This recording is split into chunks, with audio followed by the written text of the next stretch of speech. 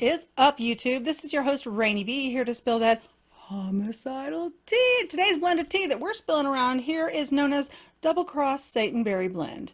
It has notes of distrust, duplicity, and diabolical evil so lecherous, it's not for the faint of heart.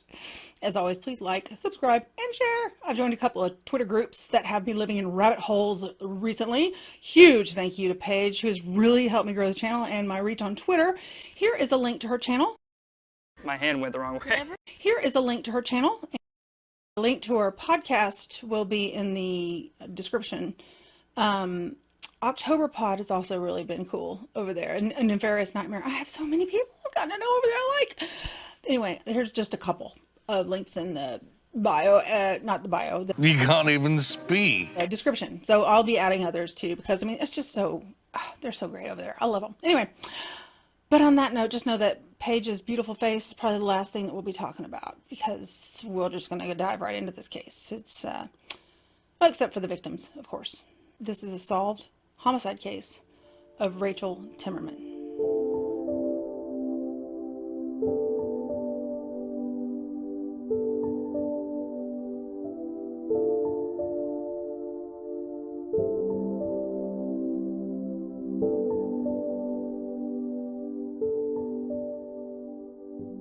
August 7th, 1996, 18-year-old Rachel Timmerman had gone out for a night of, partying, and she was just going to go to a friend's house and play cards and drinking and just, chatting it up with everybody. Well, Rachel was waiting at her house for her ride. Well, when Wayne Davis, a family friend, and Mikey Gabriel, a classmate of Rachel's, arrived to pick up Rachel, they were there with a man by the name of Marvin Gabriel, who was the driver. Now, the driver was Mikey's 43-year-old uncle, so there was no real reason for Rachel to feel the least bit in danger. On the way to the card game, Marvin Gabriel abruptly stopped the vehicle near a field off the highway and sternly instructed the two men to get out of the vehicle. Unbeknownst to Rachel, Marvin was known for his temper, so the men did not want any trouble. They did as they were instructed. Marvin waited for the men to exit the vehicle and then continued on to a more desolate and abandoned area where he physically attacked Rachel. That wasn't all, though. He also indecently assaulted her for hours. Luckily, she was able to get away from him, but the details on how she did weren't consistently covered, but regardless of the fact, she was warned about repeating this to anyone, or her family would pay. Visibly horrified and extremely shaken, Rachel went into her mother's house and she knew instantly something was wrong with her daughter. Rachel recounted that night to her mother, saying that Marvin had committed the indecent acts a total of 3 separate times that night against her. Well, after learning this, of course, Rachel's mother, Velda, wanted to call the police, but Rachel fought against her mother, saying that she was too afraid, that Marvin had threatened to kill both Rachel and Shannon. Shannon was Rachel's daughter, who was less than a year old at the time. Somehow, Rachel was able to get some rest later that day, and she decided she was not going to allow this man to take her power from her by keeping her silent with fear. She went down to the police department, filed a report. After interviewing her and the others mentioned in her recollection of the events, detectives found that all the recalled events, they matched up. Armed with this information, the Newaygo County Sheriff's Department decided they had enough evidence to bring Marvin in for questioning. But who is this Marvin guy anyway? Marvin Gabriel, he grew up the 5th oldest out of 6 children. During his childhood, the Gabriel family, they moved all over Michigan, Grand Rapids, Walhalla, White Cloud, whatever, moving around.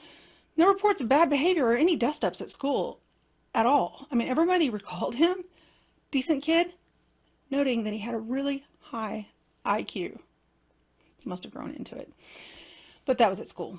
At home, totally opposite. Growing up, Marvin's dad was frequently inebriated on whatever, drunk, alcohol, drugs, you name it, regularly teased and humiliated the kids to the point of tears.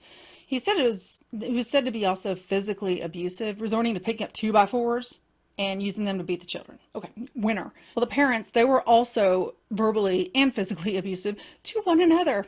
Great. There was also stories of extramarital affairs, physical violence, substance abuse, the whole thing. Life wasn't grand for old Marvin, but instead of making it, the best that he could, he just seemed to spiral downward and become more and more of a bastard. Well, fast forward back. What the fuck are you talking about? to 1997, however you say that, go back to 1997, January 20th to be precise. Marvin was finally arrested for Rachel's case, but he was granted bail. That's not uncommon. It took about 2 weeks for him to scrounge up the money, but he somehow managed to, and he was released while he was awaiting trial. During this whole time, Rachel's mental health slowly deteriorated. She had been dealing with the ramifications of the attack for months after it occurred, finding it particularly difficult to trust others, and started having panic attacks and nightmares. What's worse is that she started becoming more and more afraid of testifying against this monster. She was on an up and down pattern of fear and empowerment. I mean, it's common with indecent assault cases. And finally, around June 3rd, 1997, she felt good enough to go out on a date with a man by the name of John Weeks. He seemed nice enough, and Rachel was so afraid of trusting a man again. I mean, not that she trusted the first guy, but she trusted him enough to get in the car not thinking he would hurt her because he was related to her classmate. But anyway, I'm sorry. She wanted to get on with her life and wanted to learn to trust again. I mean, this guy, he seemed so different. He even asked her to bring her daughter, Shannon, to go out to eat with them. I mean, it was a huge step for Rachel, and things were looking up. So as she was leaving, she promised her family that she would return in a short while, but she never did. The following day, Tim got a letter from his daughter, Rachel, in the mailbox, and it said she and Shannon were leaving the area for a little while because she was going to go elope with someone.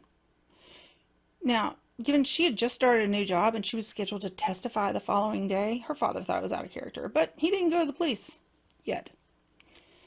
On June 5th, 1997, when Rachel failed to show up to the scheduled preliminary hearing for Marvin Gabriel, the prosecution was forced to drop the case because, like that phrase goes, no victim, no crime. Moving forward to June 16, 1997, the prosecutor in charge of the Marvin Gabriel indecent assault case received a letter from Rachel in the mail stating that she was the one that made sexual advances to Marvin and that he did not want anything to do with her. So, in her getting angry with him, she fabricated the charges. Yeah. Nice try. They weren't buying it either. In addition to not believing what Rachel said in that letter, they also believed that she was in grave danger along with baby Shannon. Now, the letter's postmark was from Little Rock, Arkansas. I mean, that's like 800 miles south of Cedar Springs, Michigan. I mean, that's the only lead that they had as to where she and the baby were. But they did not know yet that Tim, Rachel's father, received a second letter from Rachel, also postmarked from Little Rock. In it, it said she was fine, Shannon was fine, everything was well. She also said that she would call. And I'm sure you can already tell, she never did. Just 2 short weeks later, on July 5th, 1997, a decomposing female body was found in Oxford Lake, a remote shallow lake in Newaygo County in the Manistee National Forest, with the torso having paint-splattered cement blocks padlocked with chains around it. Duct tape covered her eyes and mouth. And upon further examination during the autopsy, they found the body to belong to Rachel Timmerman, and that she had died of drowning. Now, this is translated, she was tossed into that lake while she was still alive and fully aware of her death as it slowly happened. Don't cry, don't cry. That part always gets me. Little Shannon wasn't found despite extensive searches of the lake. Oh my God, I'm still, yeah. Investigators went on to question Marvin Gabriel because, everybody knew about he was being investigated for the indecent assault charge against her, but poof, he vanished, gone. But it wasn't just Marvin either that vanished. Wayne Davis, one of the men that Marvin kicked out of the car the night that he indecently assaulted Rachel, he was the first to disappear. Wayne Davis had agreed prior to testify against Marvin in the indecent assault case after consulting with the prosecution. Only a few days had passed since Marvin's release on bail before Wayne Davis vanished. The next person to go missing was John Weeks, the man that had picked up Rachel the night that she vanished and had invited her out on that date. No leads at all as to where the two men were. They had nothing to go on. Just another dead end. Well, detectives could not locate Marvin anywhere, but this whole time that he was on the run, detectives, they were building a rock solid case against him, regardless of all the key players seeming to go missing. Turns out the day after Rachel did not return home from her date, witnesses reported seeing Marvin with Rachel and John Weeks close to Oxford Lake. The witnesses were able to give a description of Marvin's pickup truck, claiming that there was a boat hooked on the back of it as well. Thankfully, in the meantime, Marvin was detained in Sherman, New York for cashing Social Security checks that belonged to a drifter named Robert Allen, who had also vanished, but a while back, from 1995, 2 years prior. He had nothing to do with it, I'm sure. Once affirmed that Marvin was Marvin via fingerprints, you see he tried his hardest to say that he was Robert Allen, but anyway. Our worst nightmare, Marvin Gabriel, was charged with the murder of Rachel Timmerman in December of 1997. When police searched his residence, 2 keys were found that matched the padlocks on the chains surrounding Rachel's body. Even more is that the same paint splatter that covered the cement blocks that tried to hold down Rachel's body found at his residence. Concrete blocks, paint splattered, exactly the same. Idiot.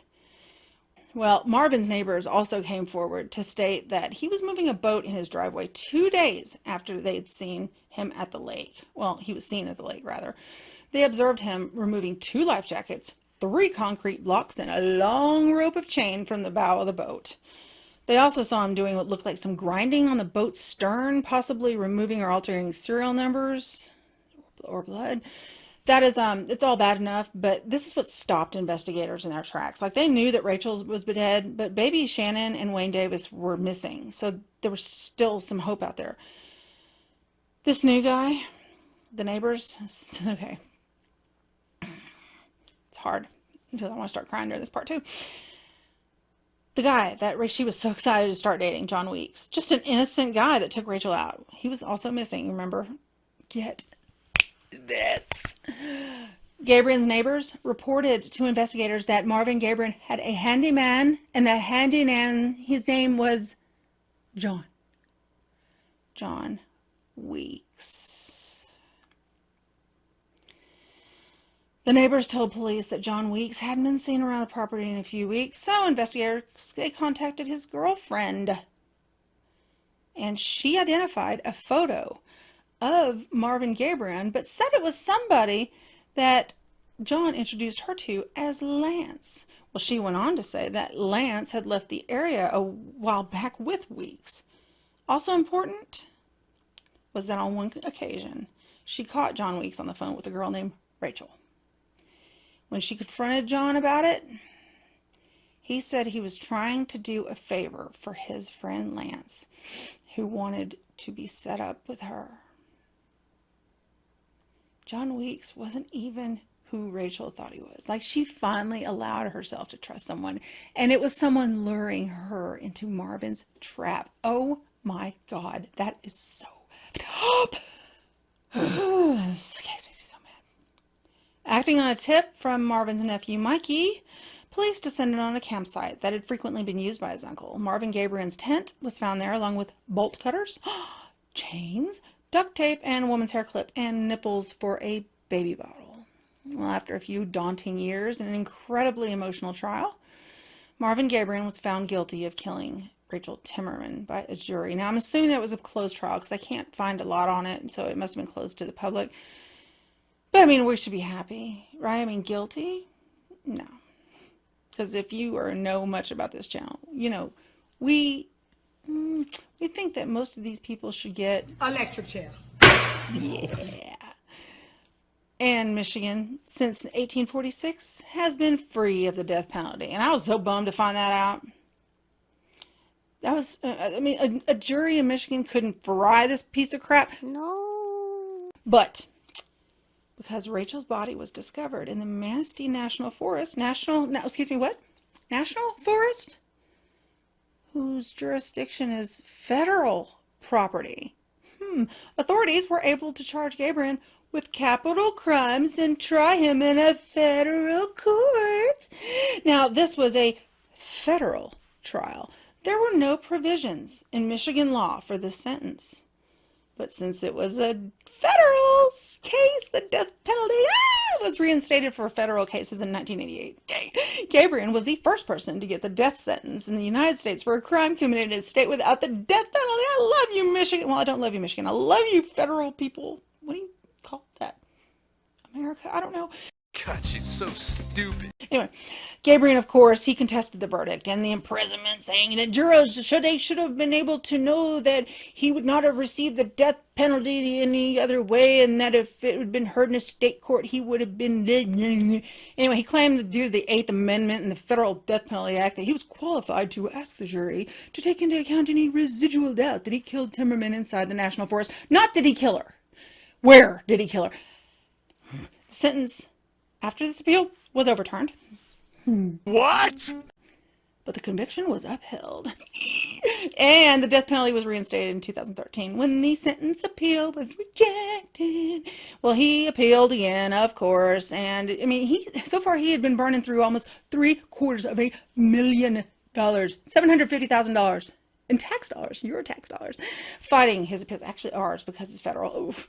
Anyway, the last appeal, though, it could be his last. Gabriel is said to be currently held at the Medical Center for Federal Prisoners, or MCFP, Springfield, in Springfield, Missouri. Previously, he was held in a federal prison in Terre Haute, Indiana, where most of the condemned federal inmates are housed, as for now.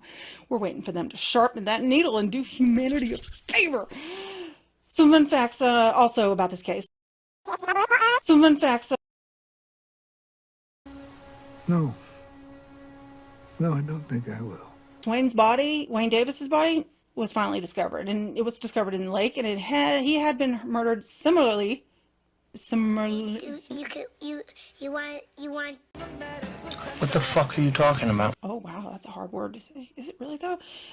He was murdered the same way as Rachel. Authorities think that Marvin is to blame, of course. Can't prove it, but you know what? He's going to be dead soon anyway. Robert Allen from New York. Well, John Weeks, Baby Shannon, all still missing. Mostly presumed dead, though. Marvin, he discussed some bodies with his cellmates. So he actually even made a map, and it says bodies of 3, 1 found. And it was a map of Oxford Lake that he had drawn and given to a prisoner. Now, according to the inmates, Marvin admitted to killing Shannon and claimed that he killed the baby since there was nowhere else to put it. How low can this monster get? I swear these cases have some of the worst people I could ever dream up. I mean, like, fiction writers couldn't even come up with this. Have you guys ever heard of this one? I mean, I found it on a Wikipedia page of all places, because I'm creepy and I look up death penalty inmates and people awaiting execution on Wikipedia. So, you're here. We're both crazy. Stop. Don't you point at me. I'll point back. Anyway, there are so many more terrible excuses for humans that lurk on that page. One of them was an MS-13. The case is horrible. But no, I'm not covering that one. I draw the line at active gangs. Especially MS-13 guys. Oh, hell. I mean, MS-13 guys, girls, their dogs, their cats, their hamsters. I'm afraid of an MS-13 chinchilla. Okay? Nope. Hold on. What am I? I'm a punk. I'm a punk. You got that right. Well, that is it. Because I don't want to talk about MS-13 anymore. That is it for this case. I hope that Rachel and Shannon, oh my God, look at them. Look at them. They're so beautiful. I hope that they are somewhere smiling, knowing that we're talking about them. I mean, I sure hope and pray that her family eventually they'll eventually get the peace that they deserve. I hate when this happens to sweet people like this. You know, she didn't do anything. So many of the victims don't. It's just, ugh. Anyway. All right. Until we see you again in the next video, definitely burn some white sage, or I have some sage crystal spray that I have to use. Because these cases, I'm telling you, especially, and I'm going to have to edit this, and I'm going to relive all of it. I hate it. But I love it because we get to talk about the victims, and the victims get to come alive again. So I don't hate it. So anyway, shut up. Until we see you in the next video. Try not to lose your cool and murder anyone. See you later. Bye.